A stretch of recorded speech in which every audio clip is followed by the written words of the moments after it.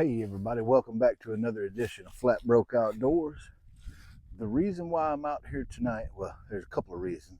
Reason number one, I wanted to introduce y'all to my new flashlight. It's the MT26 from TrustFire. This is an awesome flashlight. I've had a few days camping to use it, and it is super awesome. The next thing is I wanted to cook some supper out here tonight. I was just at home and I thought, man, it's a nice day. You know, I was just camping yesterday or the day before yesterday, whenever it was, and it was cold. It was below freezing the whole time. It was a fun trip, but temperature-wise, it was a little miserable. But anyway, so I thought, man, it's a nice day. I'll go out to the woods and build me a fire and hang out. And then I was thinking, man, I got that flashlight. I need to tell everybody about it. So here I am. If y'all hang tight, I'll tell you all about it. All right, y'all, I'm about to tell you the ins and outs of this awesome flashlight. This is the MT26, has extremely high reliability and operability up to 3,300 lumens. Innovative addition of Type-C charging, discharging, integrated module with intelligent temperature control, low voltage warning, powered by a 21,700 rechargeable lithium ion battery. IP68 level dust proof and waterproof design, one button quick mode switching on the neck tail. The tail is magnetic function and anti-drop height of 1 meter, lets you use it in the outdoor and working environments with confidence. It says under unlock mode, press the switch on the neck for 0.5 seconds to turn on and off. Switch working mode when light is on. Single press the neck switch and it will cycle through moonlight, low mode, middle mode, high mode working modes. Memory mode. When flashlight on the working light mode, it will remember the current working mode automatically after turn on. It will continue to work on this current mode when turn on next time. Strobe mode is not memorized. Strobe mode. Under off situation, press the neck switch for 2 seconds, enter into the strobe. It will switch flicker frequency every 2 seconds. It will back to last working mode once you single press again the switch button. Now y'all understand I didn't write this, and I'm assuming it was not written by someone who is totally fluent in the English language. Okay. Electronic anti-error button. Lock. Under off situation, quickly double click it, it will lock. After locking, the light will slow flash twice to prompt to enter locking. How to unlock. Under lock situation, quickly double click it, it will turn to the working mode. Timing mode. When the flashlight is in the moonlight mode, quickly double click the button and the main light flashes once, indicating that the timer is set for 1 hour. The number of flashes indicates the timer duration. So that's pretty cool. You can set that thing to turn itself off. So I think that's pretty cool for a flashlight, for a handheld flashlight anyway. The timing function is only effective when the device is turned on. It will become invalid after the device is turned off. The timing function needs to be set again before it can be turned on. When the battery life is less than the timing time, the battery life will prevail. It does have Type-C discharge. In the off state, quickly press the button 3 times. The power indicator light flashes 3 times and then stays on, entering the discharge mode.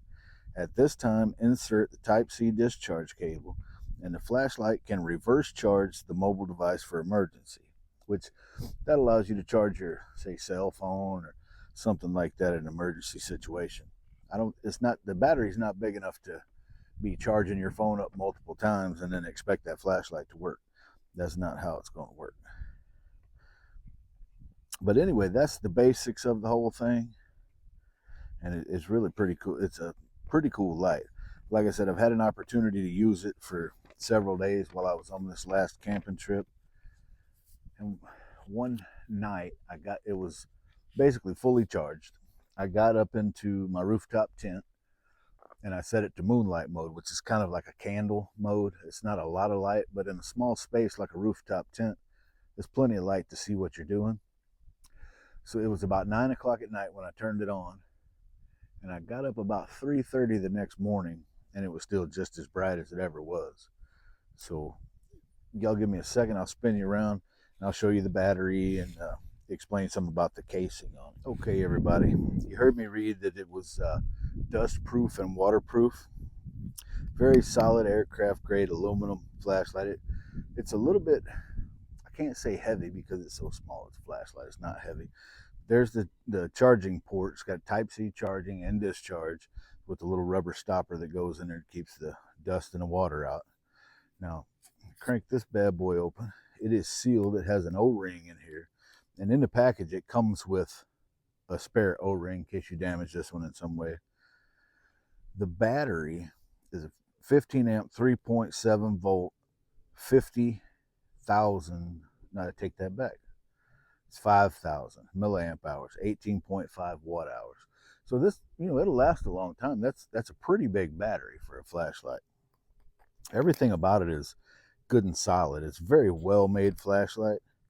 And as soon as the sun goes down completely, I'll let y'all see the difference in the 3 settings on it. I think you'll be surprised at how bright this thing is. The one thing that I wish it had that it doesn't is the beam is not adjustable. When you turn it up, all the modes are very spread out. When you turn it on the third setting, which is the brightest, if you could zero that beam in, you could coon hunt with this one little handheld flashlight. It's that bright. And I'll show you all that in just a little bit. So now we're going to get on with this, not really camping, it's just an evening cookout, so to speak. I've got some pulled rotisserie chicken. I'm going to barbecue, put that together. Then I got some chips and some hot queso dip. We're just going to be out here and enjoy ourselves. But I'm going to put a pot of coffee on right now, and I'll get back with y'all in a minute.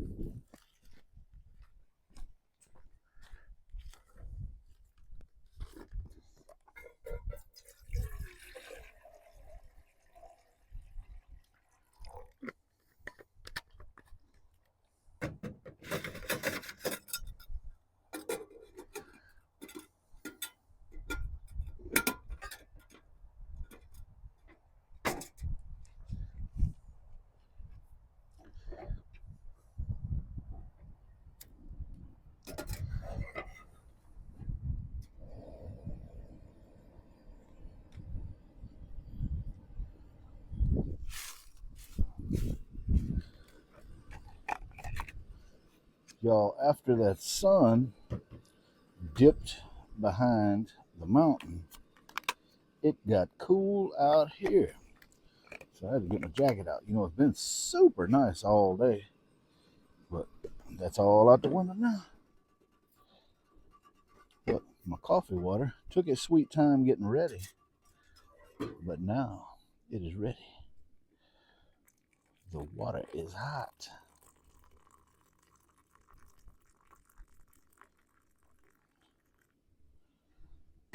I know y'all have seen me use this on my channel before. It is just perfect when you don't need a whole pot of coffee.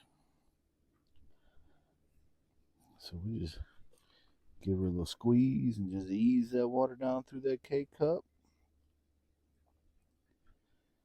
And it's gonna make a good cup of coffee.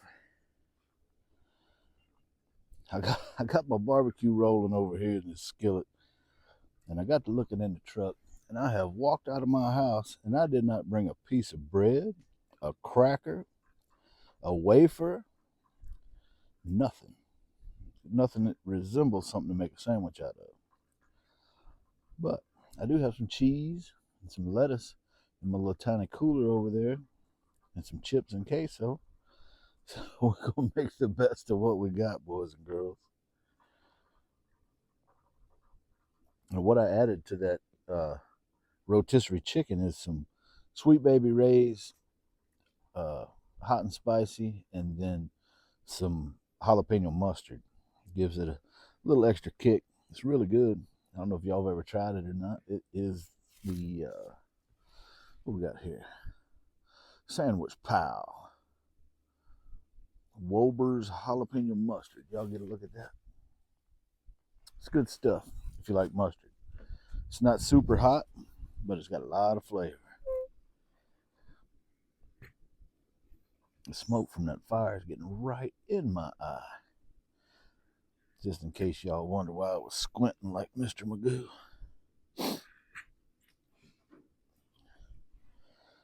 All right, boys and girls, I think we have us a cup of coffee dialed in here. I'm gonna set this over here as not to make a mess. Give this stuff a stir.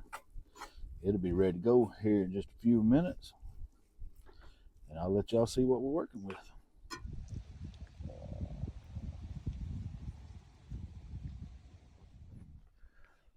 All right, everybody, it's good and dark out here now. I mean, probably the camera makes it look like it's fairly light out, but it's not. It's dark. So anyway, got my old TrustFire MT26 here. I'll just press the button, hold it for just 1 second, then it comes on moonlight. So I don't know if y'all can kind of see the light there. We'll go up to setting number 2. That's pretty bright. And then we'll go up to setting number 3. Now that is super bright. Hopefully that the camera is picking that up. It is, let me just walk back here a little bit. Maybe that'll help. Can y'all tell how bright that is? All right, so I'm gonna cycle back through them here. That's super bright. That's off. Just candle mode.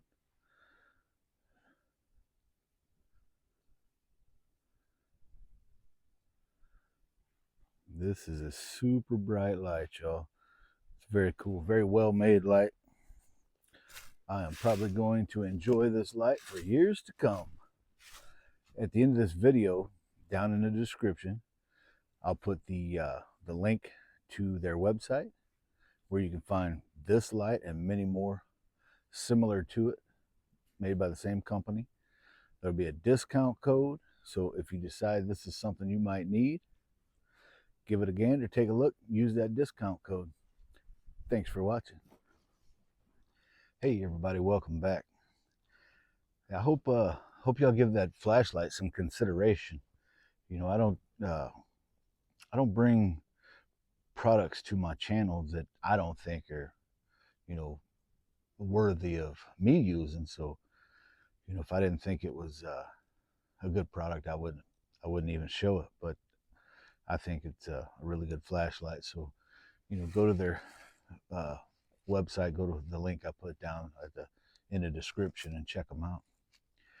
You know, I just been sitting here chilling by the fire, drinking my coffee. I ate my barbecued chicken and put everything back in the truck. Like I said, I'm not spending the night. I'm just out here enjoying this fire. Got up next to the fire like this, had to take my jacket off. The wind finally calmed down some. It was really kicking up there pretty good for a while, but it's not too bad now. Got my cup of coffee handy here. Just been sitting here reflecting on some stuff I've been learning about solar and different kinds of batteries. And you know, it seems simple right up front, but if you don't arm yourself with the proper information, you can make a lot of costly mistakes when it comes to batteries and solar and all the wiring. It's really easy to make mistakes with it. So I urge you, if you plan on, you know, setting up some kind of solar in your rig, or, you know, in a shed or in your house, whatever, do your research and do the latest stuff. I have found, as I've been all over YouTube, I mean, YouTube is a great tool for learning about stuff, but over the years I have found there's just as many people on there putting out bad information as there is good information. So you have to really seek out the people who know what they're talking about and stay current with what's going on.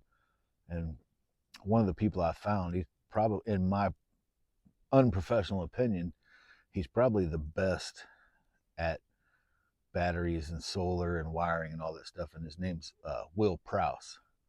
The kid is a genius when it comes to that stuff. He does his homework and he puts it all out there for you to learn. And he's very well spoken. He's a good teacher, so I enjoy watching his channel. It's really good. And there's some other ones out there that are good too, like Professor Hobo, and there's quite a few of them out there that you can trust. But I feel like when I'm watching Will's channel, that he's not trying to gain anything. I think he's trying to help us. He's trying to help us help ourselves. He's got a lot of information. You can watch his videos for hours and hours and hours. But I was never really interested in just the basic solar setup was all I was interested in.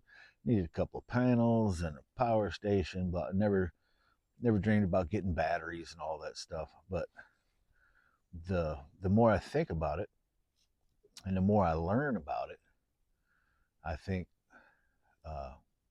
I could probably save a lot of money on propane long term if I went all electric, all solar. And so I'm thinking about that. My goal is this time next year when I'm camping, I can do it all with electric, solar power, not using my generator, so to speak. But so that'll be a big change. And I'll probably still use like propane lanterns and things like that. But as far as the stoves that I use and that kind of stuff, I'm not going to say I'm not going to discontinue them completely. I'll still use them just because I have so many of them. But I want to be able to operate all electric. So we'll see how that goes. It's nice to have goals. And another thing I'm learning is when it comes to batteries and the equipment needed to to charge them correctly, and different ways of charging. And there's some companies putting things out. Matter of fact, I think all the major companies are putting out those alternator chargers to charge your power stations and that kind of stuff, just using your vehicle's alternator. And I have learned that is not a great thing to do. Alternators were designed to charge at 12 volts, and lithium batteries charge at a much higher rate than that. So you might get by with it for some time, but then you're going to end up damaging your alternator. And alternators aren't cheap. I think the one for my truck was like $240 or something. They're expensive. So, but there's other ways around that, much easier and cheaper ways. Those alternator chargers are expensive as all get out. But I've just really made this decision over within the last 3 or 4 weeks. So every day I get a little smarter at it. Now I have a very basic solar and battery setup now. It is not permanently mounted in my truck because I have so many different camping vehicles that I don't want to permanently mount it in one vehicle because I can't afford to put it in everything. I can't do solar and battery setups and all of that, charge controllers and all that stuff, and all of my camping equipment. So I need to have a fairly portable way to do it. I actually have 4 power stations, but the one big EcoFlow I have, it took a dive on me, and so far I'm not getting any good feedback from EcoFlow. They don't seem like they want to stand behind it. So I haven't, I'm hard on stuff, but I take it pretty easy on those power stations because I know they're expensive. So, and I know I can't just go right out and buy a new one of that size. So I don't know. I'm thinking about, taking it apart and getting my meter and testing this and that, but I don't, I know about as much about brain surgery as I do the inner workings of a power station, but I can learn. I'm not simple. I can figure it out. But anyway, So when I was up camping with Butch from Before It's Too Late, he had a spare battery, a nice one, and it's it's relatively new. So if I wanted to expand on it and get another one just like it, and run them that way, I certainly could. That would give me a little bigger battery bank. But even with that one battery, I'm farther ahead than the biggest power station I have. And I bought a 20 amp charger that'll charge that battery. It doesn't take it long. I got home from my camping trip yesterday, I think, and I brought that battery in the house and hooked my battery charger to it. And it, I didn't time how long it took, but it wasn't very long. It brought it right up to speed and topped it off pretty quick. So that's my new interest. That's going to be my hobby, is figuring out everything I need to know about solar. And the trick is staying current with it. That stuff is like cell phones. It changes before you know it. What you have is out of date. And so, I mean, not that you have to go out and buy a new system every 5 minutes, but if you're going to buy a new system tomorrow, you need to stay up all night studying and make sure you get the right stuff. And I can't tell you how many people I've watched on YouTube who are putting out such bad information. I even knew it was wrong. I have a general working knowledge of volts and amps and all of that stuff. I kind of know how it works. So for them people to be putting that information out as the gospel, I think it's a shame. But like I said, if you really want to know something about that kind of stuff, get with people like Will Prowse. He's a super genius when it comes to electrical and solar and all that stuff. And like I said, there's other ones out there, Professor Hobo, Ray Outdoors. All those guys are very helpful. And, they don't come at you like they're the smartest people in the world. They just give you the information and you can believe it. So anyway, that's my thoughts on solar. One thing or another thing that I learned about it is you don't absolutely have to have everything from the big name brands.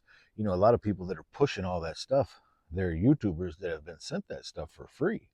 So of course they're gonna try to peddle it and make money off the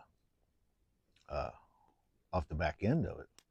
You have to be able to look past that and actually get to the data, the real data on it.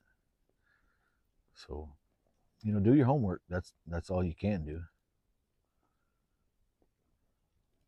But it'd be real easy to make some big mistakes, because even the cheap stuff, as far as solar is concerned, is still expensive. You can just about spend however much money you want to. However deep your pockets are is how much you can spend on solar and charge controllers and battery banks and all that stuff. Some of those batteries, like the Battleborn batteries, I think $1,000 a piece, or right around there. I don't know if they're still $1,000, but I think the last time I looked, they were 900 and some change. I think you can do as well. I don't know about the technology that went into them, if it's any smarter than any of the rest of them, but I know a lot of people that have big banks of Battleborn batteries. They got more money wrapped up in solar than I have in my whole truck. That's not something I would be willing to do. That's the kind of stuff I think about when I'm out here camping by myself. Nobody else I know wants to hear about all that stuff. So I mull it over in my mind and try to make all the right decisions about it.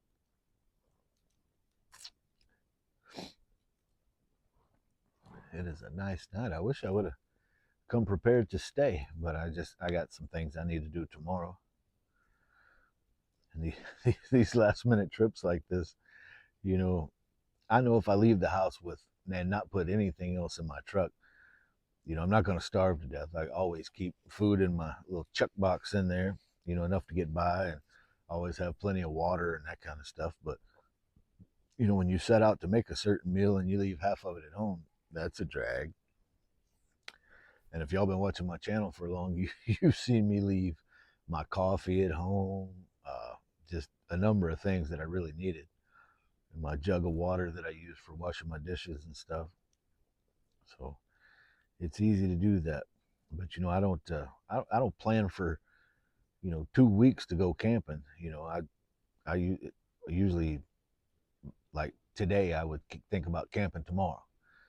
And if I don't go right now and do everything I know I need to do, like fill my water jug, all that stuff, I'm bound to forget something. And today was really a last minute thing, but I've been thinking about bringing you all up to speed on that TrustFire flashlight, and they have a lot of other ones that I would really like to have my hands on. They have a lot of good stuff. I can't believe the battery is still up on that thing. Like I said, I left it run all night the other night, and it was still up to par the next day. And that's been, I don't know, 3 or 4 days ago that I did that. So it's hanging in there. And that's another thing that I've tried to do over the last several years. I never had a rechargeable flashlight of any kind. And then about, I don't know, 3 or 4 years ago, me and one of my brothers was camping not far from here, just a few miles from here. And he had bought a couple of rechargeable headlights. And he used that thing. I think we were camped 4 or 5 days, and he used it the whole time and never charged it up. And it was still just as bright when we left as it was when we got there. So I had mentioned to him, what kind of light is that? That's awful nice. I said, that thing, saves batteries pretty good. He said, it don't have regular batteries. He said it's rechargeable. He said, I got a spare one if you want it. So he gave me one, and I still have it. I still use it every time I go camping. And it still lasts. If I'm out 3 days, I'll use it every night for everything. And then when I get up in my rooftop tent, I turn it on in there for light. And it, sometimes I'll fall asleep with it on, and it's still on when I wake up. So that has been a really good light. So I bought 2 more of them from Amazon. Nobody sent them to me. And I happened to be visiting another one of my brothers, and I noticed he had a battery operated headlight, runs on AAAs or AA's or whatever. I said, man, I got something that's going to be a game changer for you. You can quit feeding batteries to that thing. So I gave him that one, and I'm assuming he's still using it all the time. When you run across little things like that, it's a big deal, or it is for me. So I've gone to rechargeable on all my lights. I have a light burning over there, and it's rechargeable. My big light I use for filming at night, like when I'm cooking at night or something, and it's super bright, and it's rechargeable. And so far, even on the longer trips, the 4 or 5 day trips, I've never had to recharge them. But when I go home, I keep all that stuff in a backpack, all my electronics in one backpack, all my flashlights and other things in another backpack. And when I go home, right at my desk, I have charging stations for everything under my desk. So I just go through and charge them all up, put them back in the backpack, and they're ready anytime I go. The backpack I carry all my lights in, no matter where we're going. If we're going more than 20 miles from the house, I bring that backpack with me. I don't go anywhere without it. You just never know. You might have a breakdown or any of that stuff. If you don't have a light, you're in trouble for sure. You're out there with your cell phone flashlight that sucks. But another thing, and I read it earlier when I talked about that TrustFire light. The back end of it is a really strong magnet. You can stick it to anything metal, and it'll hold fast right there. So if you had to get under your hood at night or something and you don't have a light under there, you could just stick that thing to the bottom of your hood if you have a metal hood, and you have plenty of light to work by. But anyway, kids, I think I'm just gonna sit here and finish this coffee and let that fire burn down a little more. Then I'm gonna put it out and go home. I sure have enjoyed it. It's been a good time. I appreciate y'all stopping by. If you've been watching my channel but you haven't subscribed, go ahead and hit that subscribe button, click that little bell. You'll get a notification when I post videos. I try to stay fairly current with my videos. Sometimes, you know, life gets in the way and you can't get out there and get it done just because you got other things to do. But I know how some of the channels I watch on YouTube, man, they're dedicated certain days of the week, whatever. If they miss that day, man, their followers get upset. And, you know, I think that's probably taking it a little too far, but, you know, I try to get them out quick as I can. You know, I like to be out here doing this a whole lot more than y'all like to watch it. So, you know, trust me, if you ain't seeing any, that means I'm suffering right along with you, or even worse. You know, we don't really try to dodge the weather either. You know, I'm not one of them fair weather people. I don't care if it's cold, raining, snowing. The biggest weather issue is wind. You know, especially, you know, I do 99% of my camping in the woods. So if you got a really windy day and you got a fire like this, you know, that it can get out of hand pretty quick. So a lot of times I'll wait till late in the night to light a fire, just because typically the wind will die down quite a bit at night.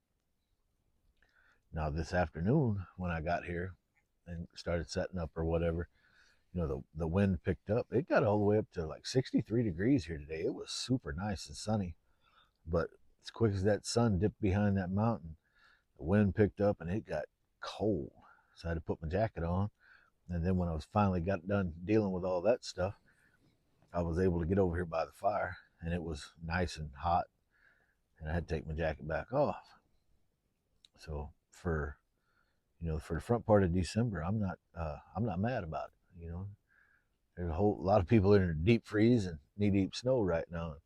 We're still out here where, you know, sit around the fire in just long sleeves and be real comfortable. But anyway, I have bent y'all's ear long enough.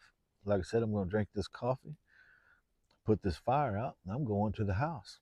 I appreciate y'all hanging with me, and I'll see you next time in the woods.